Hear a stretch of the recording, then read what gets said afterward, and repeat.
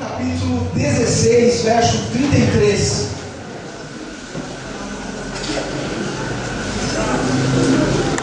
Hoje, pela graça de Deus, pela misericórdia de Deus, eu quero estar trabalhando assim o tema sofrimento.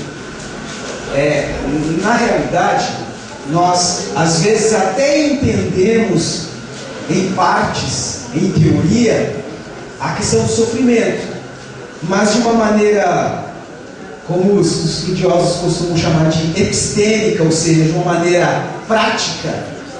Nós temos uma maneira, às vezes equivocada, de lidar com o sofrimento. Então, Deus me concedendo graça, nós vamos, nos concedendo graça, nós vamos, por alguns minutos, estar nos detendo sobre esse tema e ver o que a Bíblia fala em relação ao sofrimento e de como Deus se reporta, como Deus ele se posta diante das situações, das várias situações que nós passamos ao longo das nossas vidas, que constituem de alguma maneira, fisicamente, mentalmente, espiritualmente falando, sofrimento. Todos acharam? João 16, 33. Eu lhes disse essas coisas para que em mim vocês tenham paz. Neste mundo vocês terão aflições. Contudo, tenham ânimo. Eu venci o mundo. Vamos orar e agradecer a Deus. Pai querido, esta hora em que diante da Tua presença nos encontramos de forma a meditar, de forma a pedir ao Senhor que a Tua misericórdia esteja sobre as nossas vidas e que a Tua palavra, assim como diz lá em Hebreus, seja afiada como uma espada de dois gumes, a ponto de penetrar, Senhor, no fundo e dividir juntas e medulas, alma e espírito, porque, Senhor, esse poder somente a Tua palavra tem. Então que o Senhor use a minha vida nesta noite para transmitir a mensagem do Senhor àqueles que estão aqui, Senhor, para ouvir e para poder cultuar o Senhor em nome de Jesus. Amém. O que nós entendemos? Alguém, por favor, me dá um copo de água? O que nós entendemos do sofrimento? Quando você tem uma forte emoção, recebe uma notícia ruim, mesmo que de imediato não seja o seu físico, não foi um corte que você levou, não foi uma pancada forte que você levou na cabeça, você sofre. A ideia, por isso que às vezes alguém pode dizer, poxa, mas esses caras, quando vão pregar, sempre procuram citar o que queria dizer no hebraico, o que queria dizer no grego, porque o que nós fazemos em relação a algumas palavras é o que se chama transliteração, ou seja, às vezes não é fiel ao que realmente quer dizer. Se você for ver no dicionário português, vai dizer que sofrimento é aflição, que sofrimento é uma tensão muito grande, mas eu gosto de algumas definições que línguas como o grego e o hebraico trazem, porque nos dá a ideia do que realmente sentimos. E a ideia, na palavra grega, é de queimar, é de você estar queimando. É uma coisa que acontece interiormente, e claro, acaba sendo externado. Então, partindo dessa ideia de que o sofrimento é o que te leva a padecer, é o queimar interior, é uma dor emocional que acaba refletindo fisicamente, então podemos dizer que sofrimento é perturbação ou violação da harmonia interna e externa, ou seja, aquilo que está dentro de nós e aquilo que está fora de nós. Por exemplo, não temos nenhum tipo de fator físico que nos cause sofrimento agora, pelo menos visivelmente. Mas digamos que se tivesse uma fogueira aqui e eu colocasse a minha mão no fogo, eu iria começar a sofrer, queimar literalmente. Por quê? Há uma violência, uma desarmonia entre o meu interior, que precisa de uma temperatura adequada no externo, e essa temperatura acima. Então aí já há um sofrimento. porque há uma violação, uma desarmonia entre interno e externo. Eu começo a sentir dentro de mim aquilo que fisicamente está me prejudicando. Então isso é sofrer. Deus criou uma harmonia no cosmos, e o sofrimento de alguma maneira perturba, tira essa paz, tira essa harmonia. Aí você pode me dizer assim, o que dizer quando uma pessoa então é traída? Há uma desarmonia entre o quê? Entre a atitude da pessoa confiar em alguém e a atitude daquela pessoa em que se depositou a confiança, de quebrar essa confiança, de fazer algo que quebra essa confiança. Então uma pessoa traída sofre porque a fidelidade, o acordo de fidelidade que existia entre duas partes é quebrado. Aí há essa desarmonia, porque a harmonia era o quê? Fidelidade sua, fidelidade minha. Se um dos dois falta com a fidelidade, quebra essa harmonia. Então há sofrimento. Então, podemos afirmar que o sofrimento é uma anomalia existencial ou é um meio de graça? Pois eu digo que é as duas coisas. Porque nós não nascemos para sofrer. Por que a morte é tão estranha e é tão violenta a nós? Porque na nossa essência não existe aquela coisa de assimilar a morte como uma coisa natural, porque de fato ela não é natural. A morte não é natural. A morte implica em nós um sofrimento, tanto de quem sofre com a morte, tanto de quem sofre com a morte de alguém. Então isso causa sofrimento. Mas aí você vai me dizer, puxa, se é natural, então é aceitável que seja uma anomalia, já que não faz parte da constituição humana receber o sofrimento dessa maneira como sendo natural. Porque se sofre, é porque já não é natural, porque a naturalidade é o que? A harmonia, esse equilíbrio. Então por que é um meio de graça? Por exemplo, a guerra na Síria, que já matou aí perto de, 80 mil pessoas mais ou menos, não é uma coisa natural. É um sofrimento que está sendo imposto nas pessoas que é antinatural.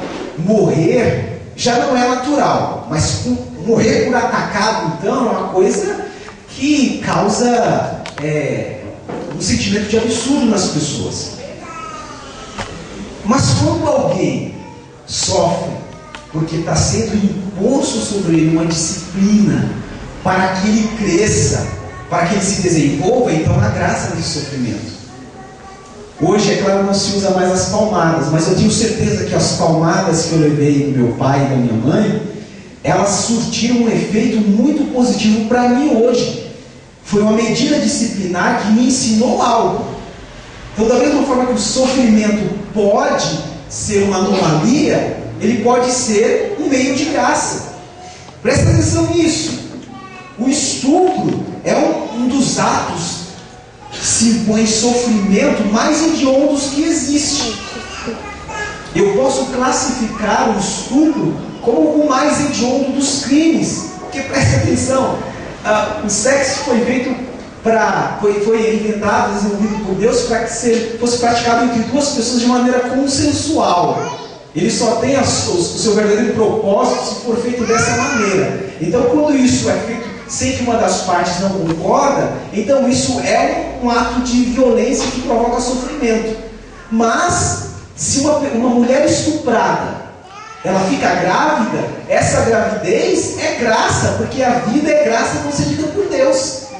Então, ao mesmo tempo que é uma anomalia, é um meio de graça, onde nós podemos identificar a graça de Deus. Então, nós vamos ver por que nós temos que ter uma medida equilibrada ao analisar o sofrimento. Porque em Cristo Jesus há uma percepção muito mais ampla do que é vida, do que é viver, muito mais ampla em relação a este mundo. Mateus, no capítulo 4, versículo 16, fala que quando Jesus começou a pregar, o povo que vivia nas trevas viu uma grande luz sobre as pessoas que estavam na terra e que viviam sobre as sombras, e que viviam na sombra da morte, raiou a luz, porque aquilo que não podia se ver, a partir do momento que Jesus Cristo chegou ao mundo, foi possível perceber. Então, numa perspectiva profética, baseada lá em Apocalipse, no capítulo 21, versículo 5, diz o seguinte: aquele que estava sentado no trono disse: estou fazendo novas todas as coisas.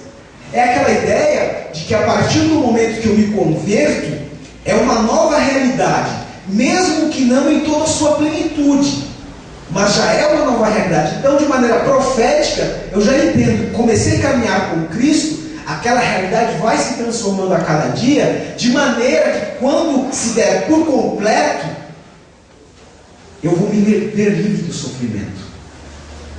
Mas eu tenho que ver isso de uma maneira profética, porque enquanto cristão nessa terra eu ainda sofro. O mundo, em relação ao sofrimento, adota uma postura conformista.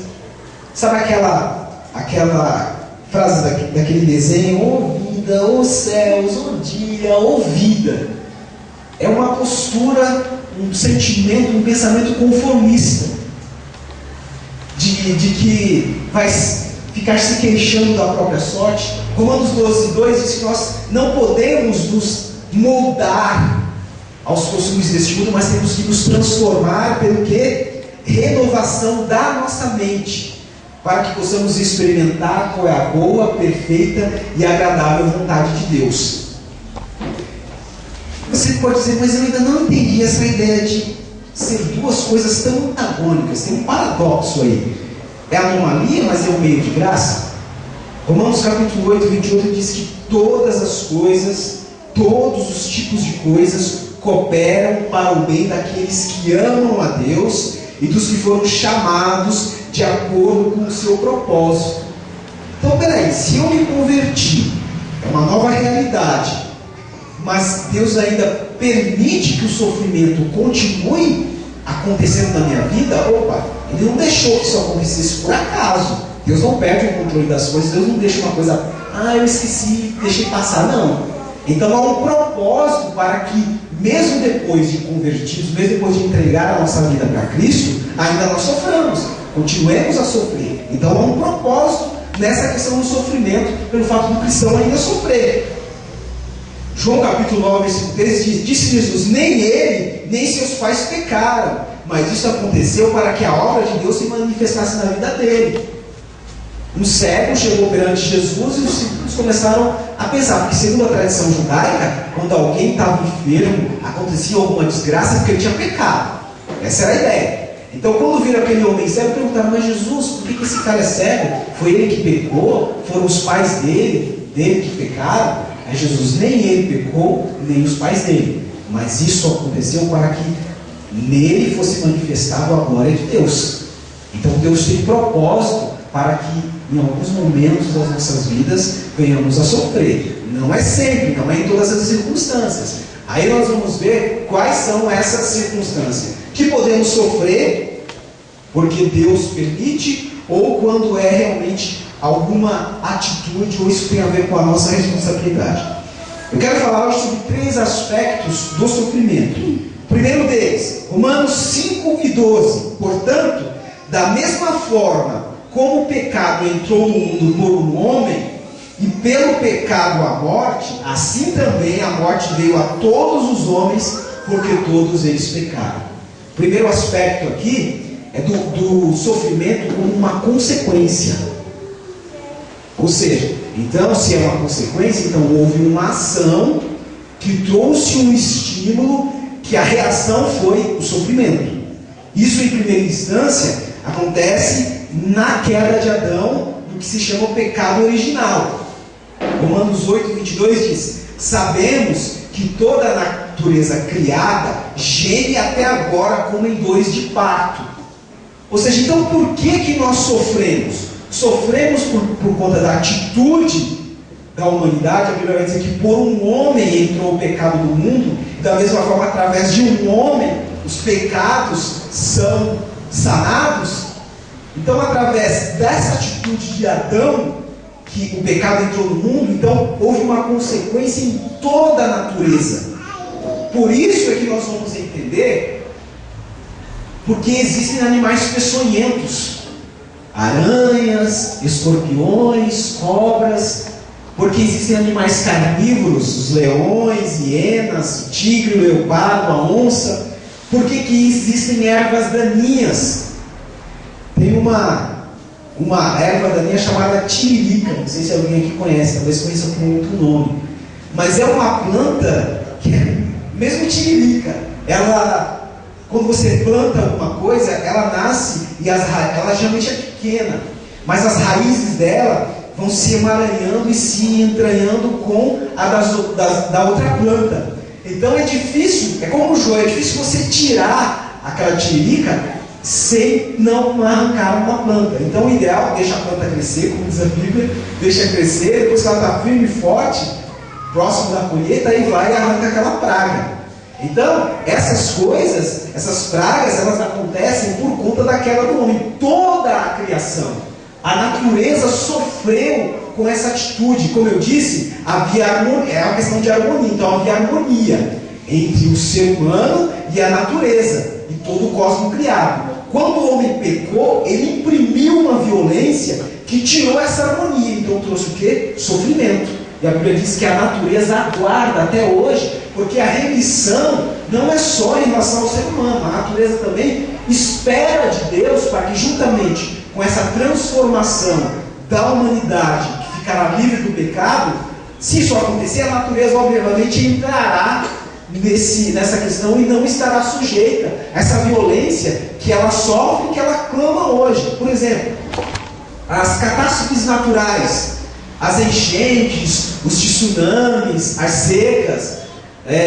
Foi Pernambuco e Rio Grande do Norte. Essa semana aconteceram ressacas, que a água chegou a entrar numa escola, derrubou o muro, entrou em casa, uma pessoa que morreu. Por que isso acontece? A natureza está sofrendo com o pecado do homem, que foi cometido lá na época da criação, e com os pecados que os homens vêm cometendo, a agressão constante que ela vem sofrendo. Então, se a natureza sofre, obviamente nós vamos sofrer. Os animais vão ter essa ferocidade e vão, se colocar um animal, um homem na jaula do leão, ele vai comer. Que dizer das pragas hoje? A dengue, o pulgão, carrapatos, piolhos, ratos, cupins. Isso tudo são tipo de coisas que acontecem hoje por conta da queda do homem. Tem uma praga chamada mosaico que dá no mamão.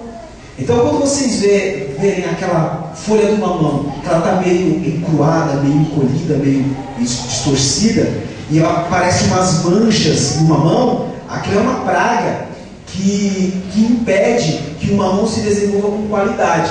A primeira safra até que é aproveitável, mas depois tem que derrubar os pés e fazer um replantio para que seja aproveitado. Tanto é que o INCRA, as instituições que trabalham nessa questão da agricultura, eles são muito rigorosos com isso, e se o produtor não derruba, eles vão e derrubam por conta dessa questão de que tem que ser feito o replantio. A Bíblia fala que quando Deus chegou para conversar com ele depois da queda, ele falou: por causa do que você fez, a terra vai produzir cardos, espinhos, vai dificultar o seu trabalho debaixo do sol. Disse para a mulher: você com dor vai ter filhos. Então, o pecado, na sua concepção primeira, trouxe toda essa consequência da qual nós não podemos escapar hoje. Então, essa realidade existe. Então, o que nós vemos acontecendo, essas coisas naturais que acontecem, as pragas, as ervas daninhas, a ferocidade dos animais, está tudo ligado à questão da queda do homem, que acabou prejudicando a natureza. Então, o sofrimento acontece como uma consequência do pecado original em primeira instância. E depois, como uma consequência de uma realidade direta, que seria isso, Gálatas 6, 7 e 8. Não se deixe enganar, de Deus não se zomba, pois o que o homem semear, isso também colherá. Quem semeia para a sua carne, da carne colherá destruição, mas quem semeia para o Espírito, do Espírito colherá a vida eterna. Aqui é a lei da semeadura, que é diferente da lei de Italião. A lei de Italião é olho por olho, dente por dente. Se eu arranco a mão de alguém, eu só tenho o direito de arrancar a minha mão. O contexto de vingança traz mais ou menos essa ideia da lei de Talião. Alguém vai lá e mata um parente meu, eu vou e mato um parente dessa pessoa. É a lei de Talião. Por isso que a Bíblia diz que nós não devemos nos vingar, porque a vingança pertence a Deus. Porque a vingança não opera a justiça. Sendo Deus justo, Ele pode vingar e continuar sendo justo. Nós não podemos fazer isso. A vingança é sempre motivada por motivos egoístas. E a gente sabe que o egoísmo em nenhum momento opera a justiça de Deus. Então, a Bíblia diz, aquilo que eu semear, eu vou colher. Por que então que as pessoas que se ingressam no mundo do crime têm uma vida curta? Porque a questão da semeadura é o que ele está plantando. Quando o cara se envolve lá com o tráfico de drogas e ele vira o chefão lá, por que ele pode morrer cedo? Porque ali existe um conflito de interesses pessoais. Quando aquela sua liderança não interessar a maioria, eles matam ele e aparece outro líder. Porque é uma questão de interesse. E o interesse ali é em si próprio, não está nem aí. Deixa que as pessoas, que elas se danem, que elas se percam. O importante é que elas comprem o meu produto e enchem os meus bolsos. Não estou nem aí se vai destruir a família dela, não estou nem aí se o cara vai se matar, não estou nem aí se ele vai perder a família. Essa é a ideia. Essa é a ideia de quem se envolve no crime. Ele quer ter benefícios de uma maneira que desrespeita o outro e desrespeita até a si mesmo. Então por isso a vida dele vai ser curta, porque a Bíblia diz que de Deus não se zomba. O que o homem planta, ele vai colher. Nesta vida e na vida futura. Certo? Por que hoje as pessoas são acometidas, mais do que em outras épocas, de doenças sexuais? Por conta da promiscuidade sexual, que é uma oposição ferrenha à fidelidade. É uma ideia baseada no culto ao prazer. Eu quero ter prazer. E, pressupostamente, para o ser humano, quanto mais parceiros sexuais ele tiver, mais prazer ele vai ter, por conta da questão da experiência diversificada. Só que isso se constitui idolatria, porque o culto ao sexo é idolatria. A Bíblia diz que só não existe um Deus que deve ocupar os nossos corações. Esse Deus é o nosso Pai que está nos céus, o Pai de nosso Senhor e Salvador Jesus Cristo. Então, tudo que me domina me leva a cometer idolatria. Então, as pessoas elas vão plantar e vão colher. Vamos trazer aqui para um contexto mais próximo de nós. Eu preciso, todos os dias, ter as minhas refeições básicas. Isso eu sei. Mas tem algo que às vezes eu não presto atenção que vai refletir lá na frente. Eu não posso comer só o que eu gosto. Preciso comer aquilo que eu preciso. Eu posso dosar entre o que eu mais gosto, mas eu tenho que comer o que eu preciso. Digamos que a pessoa só gosta de comer pizza. Eu só gosto de comer pizza e tomar refrigerante. Meu amigo, se você tem 14, 15 anos, antes dos 30 você morre. Você está plantando. Você está plantando uma vida curta, porque você não está cuidando dela para ter uma vida longa. Então, esse contexto da semeadura não é só para aqueles que não são cristãos. As pessoas que servem a Deus e que não têm uma maneira adequada de cuidar da sua vida, cuida da vida física, da vida emocional. Quanto mais descontrole emocional você tiver, mais curta será a sua sanidade mental. Talvez você não morra com 30, 40 anos, mas viva 20, 30 anos da sua vida sem a sua capacidade intelectual de uma maneira adequada. Vai queimar seus neurônios mais do que é natural se fazer. O que o homem planta, ele vai colher. A Bíblia diz que isso é taxativo. Ninguém zomba de Deus e fica por isso mesmo. Então, eu tenho que procurar ter atitudes em que essas consequências venham trazer o mínimo possível de sofrimento. E se trouxer, eu saiba olhar o sofrimento de uma maneira de adquirir um meio de graça. Por que as pessoas são infelizes na vida conjugal? Porque existe um estímulo que provoca uma reação. E esse estímulo não é estímulo que Deus se agrada. Um estímulo que provoca as pessoas de uma maneira negativa e a reação não vai ser agradável. Às vezes a pessoa tem uma visão distorcida do que é o casamento. Isso vai implicar sofrimento. Vai trazer sofrimento. incapacidade de ceder no relacionamento, preste atenção, aqueles que são casados, se você não consegue ceder em nenhum momento, comece a orar a Deus para quebrantar o seu coração, porque você vai destruir o seu casamento com a sua incapacidade de ser flexível. Lembra da harmonia, do equilíbrio? A inflexibilidade imprime sofrimento. O sofrimento causa uma desordem naquilo que está organizado. E aí, uma hora o sofrimento vai chegar até você ou vai desestabilizar quem está do seu lado, de maneira que isso não vai ter como continuar sendo vivido. Lamentações, no capítulo 3, versículo 39, Jeremias faz uma indagação e depois ele mesmo responde: afinal de contas, do que se queixa o homem? As nossas queixas. Por que nós nos queixamos? É uma pergunta retórica, que depois ele responde: o homem queixa os seus próprios pecados. Então, se eu sofro, de alguma maneira sofro porque eu provoco isso. Talvez eu não tenha intenção de praticar o autossofrimento. Poxa, eu não sou masoquista. Mas como a Bíblia diz que o que eu fizer vai ter retorno, então eu não preciso procurar. Eu não pratico mal para mim mesmo. Mas se você praticar mal para alguém, você vai colher na medida em que você praticou em relação a alguém. Então, muita atenção nisso. Eu posso sofrer num contexto onde eu não errei propriamente, mas pelo simples fato de estar naquele contexto, eu vou sofrer. Por exemplo, acredito que nós que estamos aqui, nós não estamos envolvidos com as pessoas que imprimem violência aqui no Marcos Freire, com as pessoas que vendem drogas, com as pessoas que colocam o som naquela altura. Eu não faço isso, mas eu sofro pelo simples fato de morar no Marcos Freire. Eu sofro com a atitude dessas pessoas, com a atitude errada delas. Então, puxa vida, mas eu não fiz nada, mas eu estou nesse contexto. Se eu mudar daqui e for lá para a Zona Sul, talvez eu tenha um pouco mais de sossego em relação a drogas, em relação ao som alto. Mas a Zona Sul é mais alvejada por quem quer assaltar. Então, de alguma maneira, pelo fato de estar num contexto, mesmo que eu não imprima violência a alguém, mas a violência que é imprimida naquele contexto por pessoas que não têm o temor de Deus, indiretamente vão fazer com que eu sofra. Domingo passado, eu não consegui dormir enquanto o vizinho lá não abaixou o som. Tenho certeza que muitas pessoas aqui convivem com isso. Você acaba sendo, puxa vida, mas não foi eu que provoquei isso.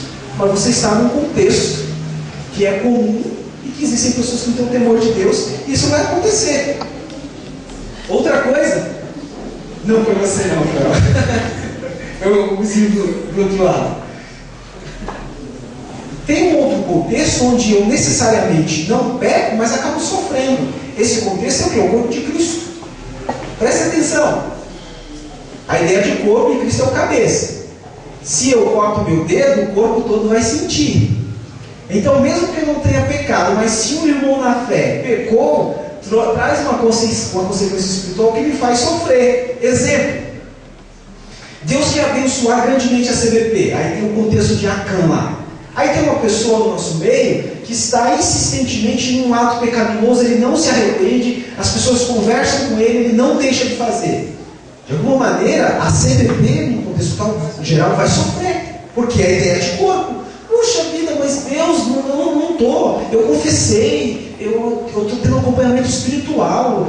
Pelo que eu me lembro, não tem nenhum pecado que eu não tenha confessado. Mas aí, se um outro irmão, que você não sabe, não tem consciência, está pecando, insistindo no pecado, você também vai sofrer. É um contexto que você não está contribuindo para aquilo, mas você está naquele contexto. A ideia do corpo de Cristo. Por isso que nós dizemos que a nossa responsabilidade é tomar conta da vida do outro, sim.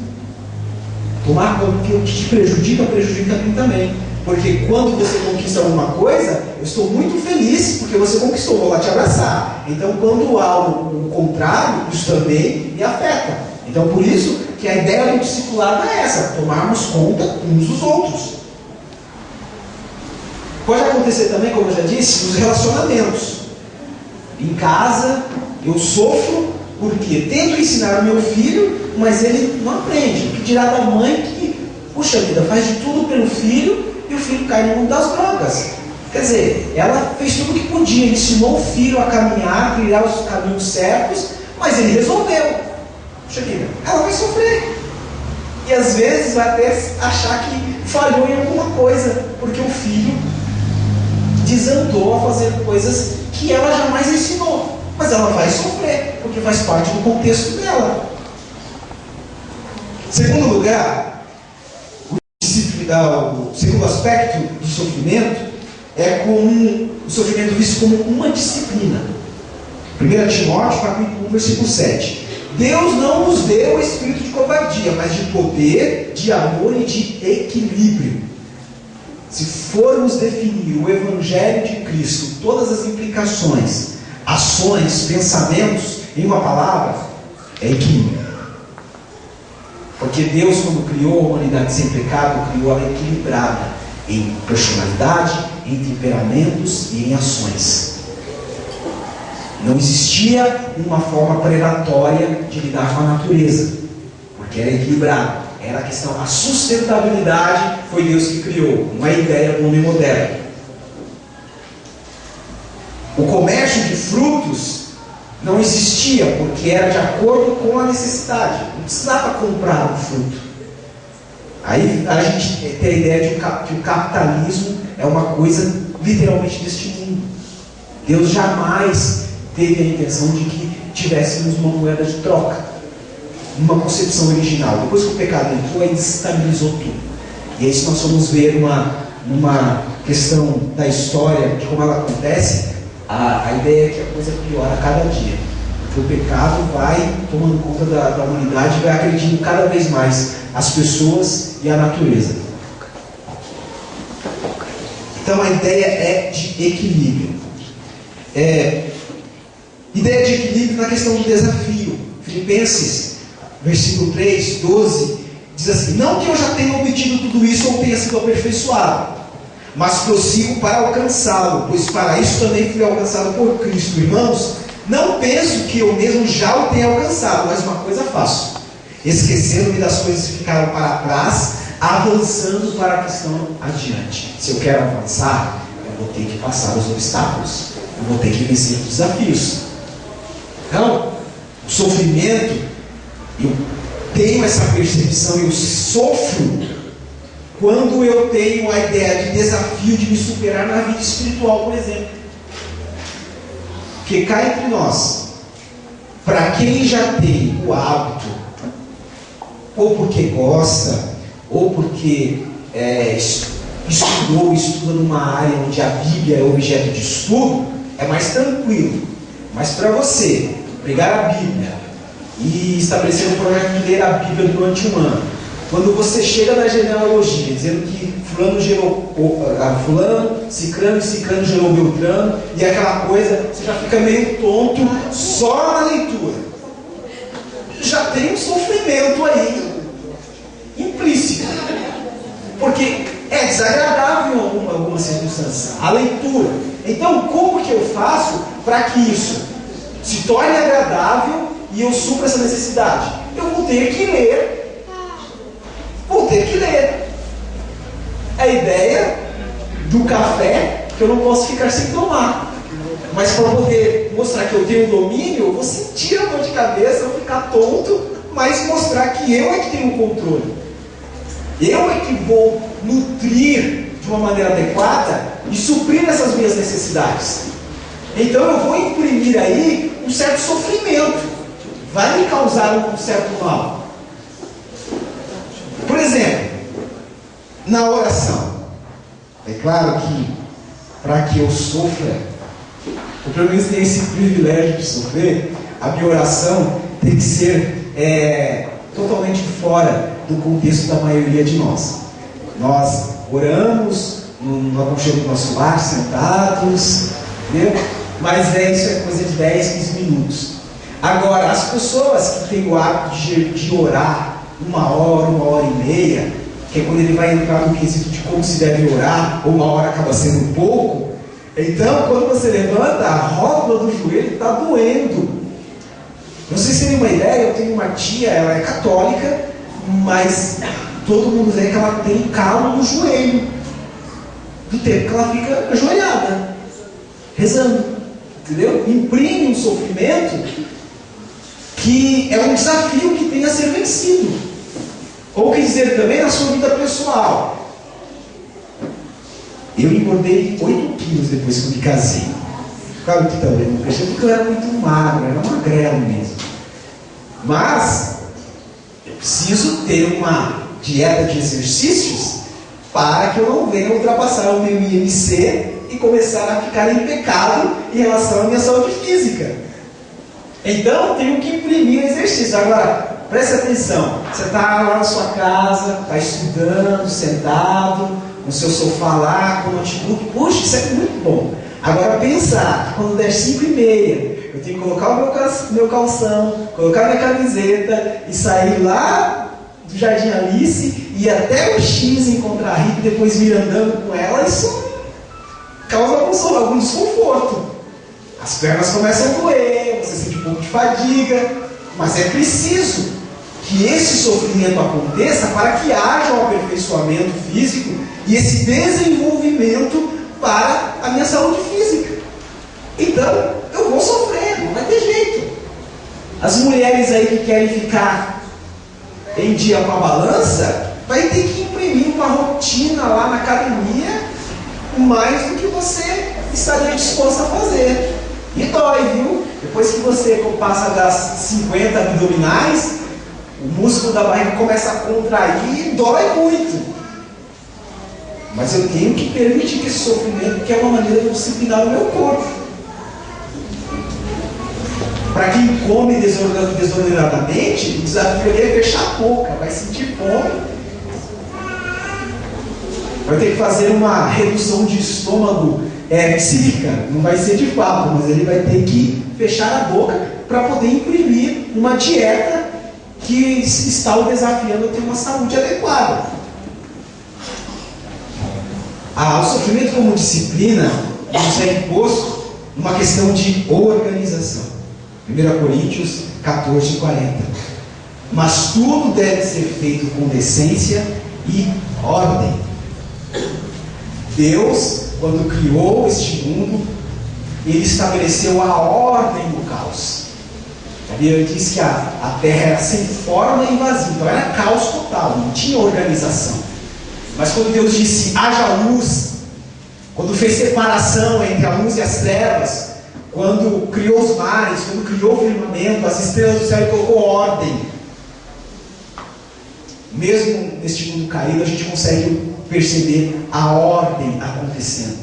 As estrelas continuam lá no firmamento. O planeta continua fazendo os seus movimentos de rotação e translação. Porque a ordem que Deus colocou, graças a Deus, e pelas nossas vidas ainda, o homem não conseguiu mexer nessa ordem de maneira a causar o caos novamente. Então eu preciso me organizar, fazer a distribuição equilibrada do meu tempo às tarefas que eu tenho. Quando eu digo eu não tenho tempo para atuar no ministério, você está mentindo.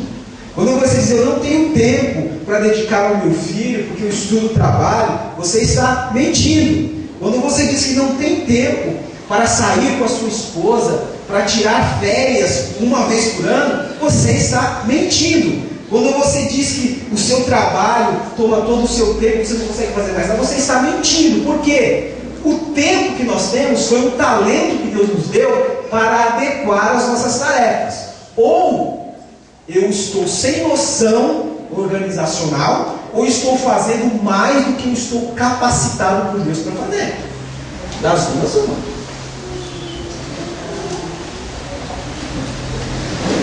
Eu preciso sofrer. É mais fácil dizer sim, mas às vezes é difícil dizer não. Eu tenho que sofrer às vezes por ver o filho chorando, se descabelando porque ele quer comprar uma bala, um doce, mas ele já ultrapassou a cota. Eu preciso ter essa organização na questão de dizer sim e não. Deus nos deu tempo suficiente para adequarmos tudo aquilo que fazemos. Então comece a enxugar muita coisa que você faz, porque às vezes não é porque você não tem tempo, é porque você quer fazer mais do que o seu próprio tempo permite. Aí é preciso imprimir um sofrimento para abrir mão de algumas coisas e diminuir a quantidade de coisas que você faz, mas fazer com qualidade, uma satisfação de que realmente está cumprindo com o propósito de Deus para a sua vida. Eu preciso imprimir o sofrimento como uma disciplina na minha vida no estabelecimento da ordem social. Eu vou ler um trecho de Romanos capítulo 13 que diz: todos devem sujeitar-se às autoridades governamentais, pois não há autoridade que não venha de Deus. As autoridades que existem foram por Ele estabelecidas. Portanto, aquele que se rebela contra a autoridade está se colocando contra o que Deus instituiu. E aqueles que assim procedem trazem condenação sobre si mesmos, pois os governantes não devem ser temidos, a não ser pelos que praticam o mal. Você quer viver livre do medo da autoridade? Pratique o bem e ela o enaltecerá. Então eu preciso imprimir uma disciplina para mim no cumprimento dos meus deveres civis, pagando os meus impostos, votando em todas as eleições. Porque se eu não faço isso, se eu deixo de votar, eu vou receber multa, eu não vou conseguir tirar passaporte, eu vou ter restrições no meu exercício de cidadão. Aí é o quê? Ao invés de eu ser disciplinado, vou entrar com uma medida disciplinar contra mim. Eu tenho que testemunhar através de uma vida íntegra, eu tenho que impor essa disciplina para mim. Eu acredito que essa seja a coisa mais difícil na hora de termos essa disciplina. Eu tenho um pessoal para pagar.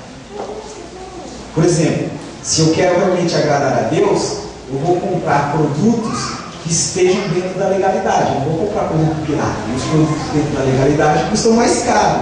Ou seja, eu não posso pensar, puxa vida, é que aqui não tem mais aqui, né? Mas até a última vez que eu peguei filme da Kimi, era R$3 para você alugar um DVD. E naquela época, se você tivesse R$3 e fosse ali na banquinha do cara que vende pirata, você comprava 6 DVDs.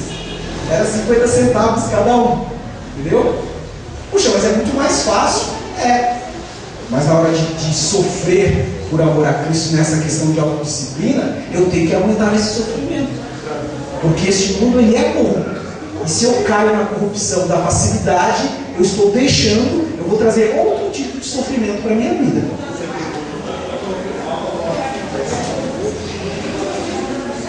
Por último, terceiro aspecto aqui do sofrimento é o sofrimento como um privilégio. Esse aqui ninguém gosta de gente. Ninguém. Mateus capítulo 5, versículo 11 diz: bem-aventurados vocês serão quando por minha causa os insultarem, os perseguirem e levantarem todo tipo de calúnia contra vocês.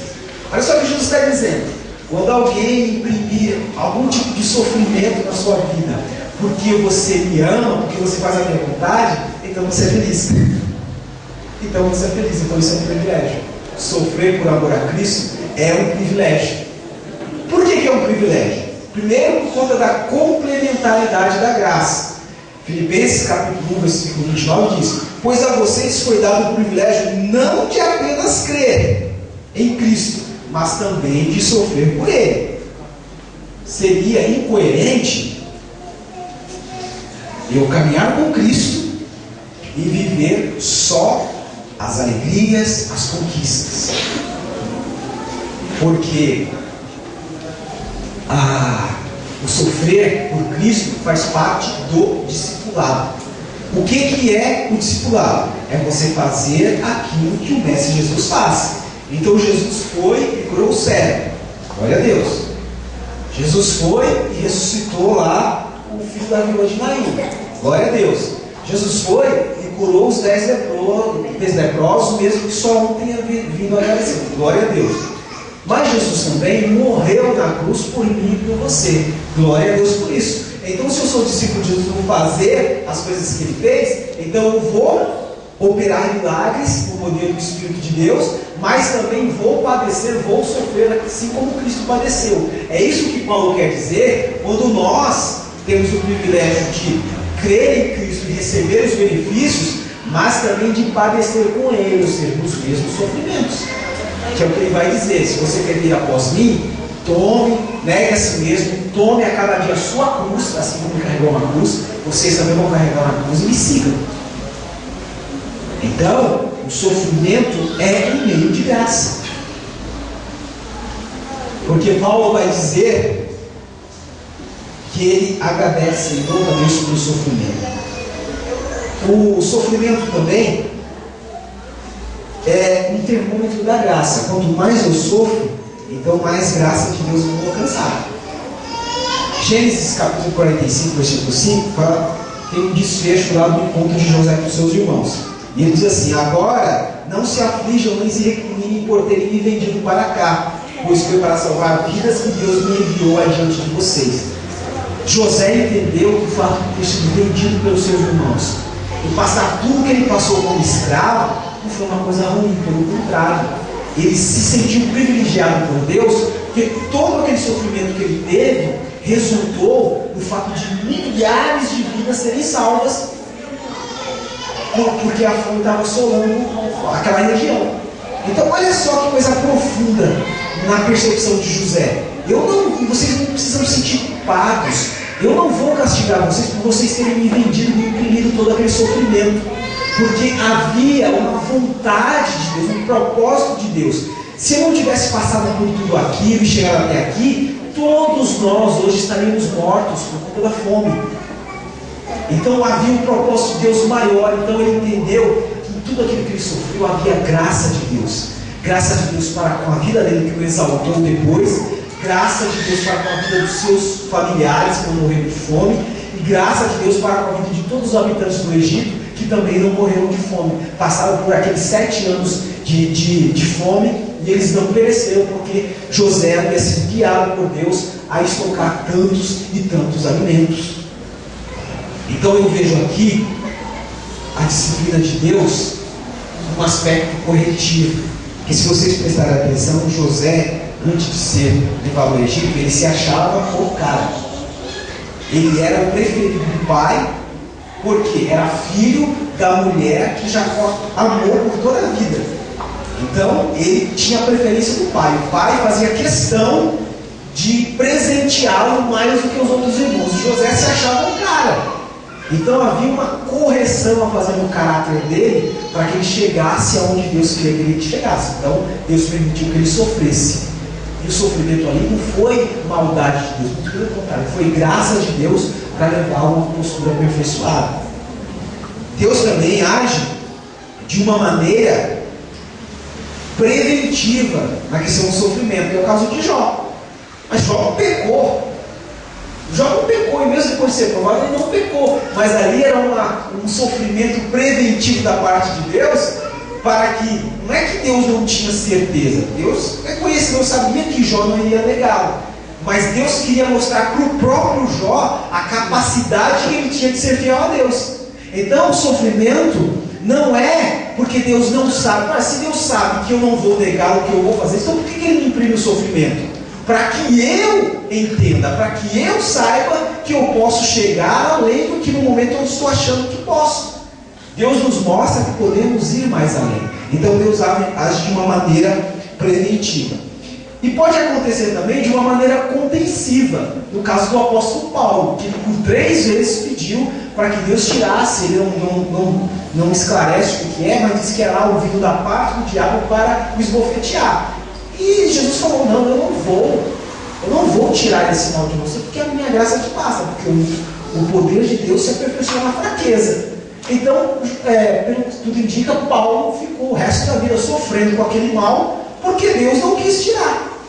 Porque, levando em conta tudo que Paulo já tinha vivido, ele foi arrebatado até os céus. Então aquilo poderia fazer com que Paulo se ufanasse, tornasse orgulhoso, tornasse prepotente pelo conhecimento, pelas coisas que ele tinha visto no céu, que ele disse que na linguagem humana ele não conseguia expressar. Então, de alguma maneira, Deus foi lá e segurou: Paulo, segura sua onda, eu te exaltei, mas vai devagar, tá? Eu vou deixar essa coisa acontecendo com você, para você entender que eu é que mando. Então Deus agiu de maneira compreensiva a segurar a onda de Paulo. O sofrimento, entendendo-ele como privilégio da parte de Deus, e aí vendo como meio de graça, ele é sinônimo de perseverança. Romanos 5:3. Não só isso, mas também nos gloriamos nas tribulações, porque sabemos que a tribulação produz perseverança, a perseverança produz a perseverança. Não só isso, mas também nos gloriamos nas tribulações, porque sabemos que a tribulação produz perseverança, a perseverança é o caráter aprovado, e o caráter aprovado traz essa ideia de aperfeiçoamento. Então, já ouviram aquela expressão, puxa, aquele cabra ali é perseverante, ele sofreu, mas não arredou o pé. Então a pessoa que foi perseverante, acreditar que uma causa, por mais impossível que ela possa parecer, de alguma forma ela vai acontecer. Martin Luther King não viveu para ver, mas viveu o suficiente para acreditar.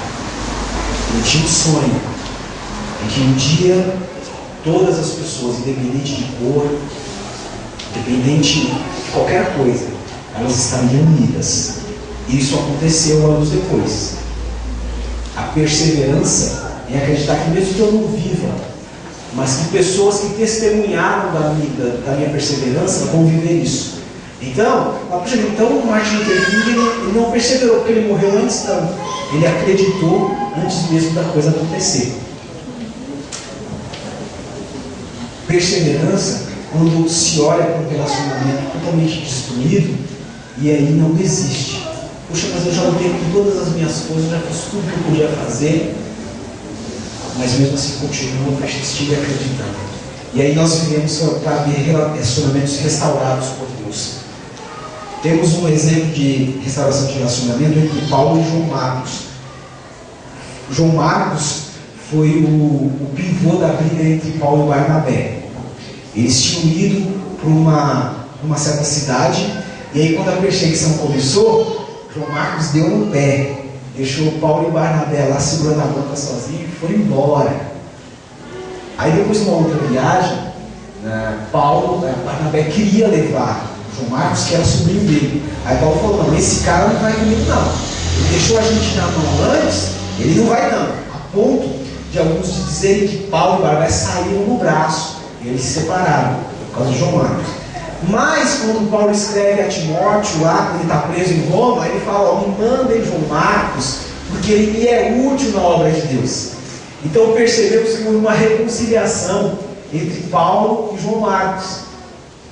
Paulo agiu de uma maneira exagerada. O cara era um povo convertido. Ele viu a perseguição, o povo apedrejando os apóstolos, ele deu linha, ele não tinha experiência. Mas Paulo não quis saber disso. Mas depois o próprio Paulo teve seu caráter aperfeiçoado e entendeu e falou, me mande João Marcos, porque ele me é muito útil. Então percebemos que houve um reconciliamento, uma restauração dos relacionamentos deles dois.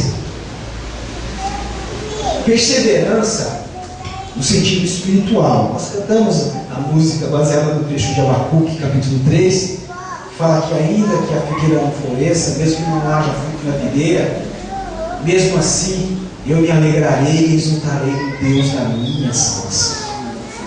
Perseverança, quando as coisas estão dizendo que não vai acontecer como você espera que aconteça. Aí eu consigo olhar e ver, puxa vida, realmente existe sentido no fato de que eu sofra. Presta atenção, se Deus é o dono da minha vida, eu não tenho mais domínio sobre a vida porque eu entreguei para Deus. E a Bíblia diz que todas as coisas cooperam para o bem. Então, se de alguma maneira eu sofro, Deus tem um propósito nisso. Eu posso não entender agora, mas eu posso, pela fé, continuar trilhando o caminho que estou trilhando, porque sei que Deus vai me honrar. Deus vai me fazer prosperar. E não é no sentido limitado, é no sentido amplo da coisa. Romanos 8,18 diz, considera que os nossos sofrimentos atuais não podem ser comparados com a glória que em nós será revelada. Eu entendo que o sofrimento é um meio de graça, por consciência da glorificação que nós teremos em Cristo. O sofrimento é efêmero, ele vai acabar um dia. O sofrimento é suportável, porque a Bíblia diz que Deus não permite que venhamos passar por situações além das nossas forças. E juntamente com este sofrer, com essas tribulações, Ele permite que tenhamos escape. E o que é mais interessante, mesmo o sofrimento, sendo efêmero, sendo passageiro, ele tem consequências eternas. Porque o fato de eu sofrer por amor a Cristo vai determinar o galardão que eu vou ter lá no céu. Preste atenção, nesta vida nós não temos nada que podemos dizer é nosso e eu faço o que eu quero. Você não pode fazer com o seu filho o que você quer, você não pode fazer com a sua amiga o que você quer, porque se pudesse, não estaríamos aqui ouvindo a palavra de Deus dizer como temos que lidar com a nossa vida. Mas uma coisa assim você vai receber e vai poder fazer o que você quiser, porque é seu por direito, é o galardão. É o galardão, você pode fazer o que você quiser. O resto tem que prestar contas para Deus. Eu não posso prestar contas daquilo que já é meu. Por isso que eu preciso prestar contas para Deus de tudo que fazemos, porque nos foi dado de maneira administrada. Então o galardão no céu está diretamente relacionado com o que eu faço aqui. Então se eu sofro por amor a Cristo, eu vou ter o galardão lá no céu. Tem um ditado que diz que a vida é dura para quem morre. Então encare o sofrimento como parte do plano de vida para que sejamos aperfeiçoados quanto à nossa vida encaminhada com Deus aqui na terra. Não tenhamos uma concepção hedonista. O que é concepção hedonista? É o prazer pelo prazer somente. Eu não quero sofrer absolutamente nada. Eu só quero ter prazer, prazer, prazer, prazer.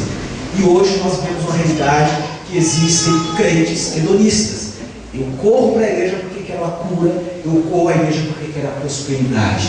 Você pode receber a cura? Pode receber prosperidade? Claro que pode, isso é bíblico. Mas em primeira instância, eu tenho que correr para Cristo, independente do que eu vou receber. Então, vamos encarar o sofrimento como sendo algo que Deus se agrada, porque Ele diz que nós somos bem-aventurados quando sofremos por amor do nome dEle. Então, que tenhamos essa percepção. Se sofremos, sofremos porque Deus permite. E há um sentido em sofrer todas as coisas que nos acontecem nessa vida. Amém? Vamos ficar em pé?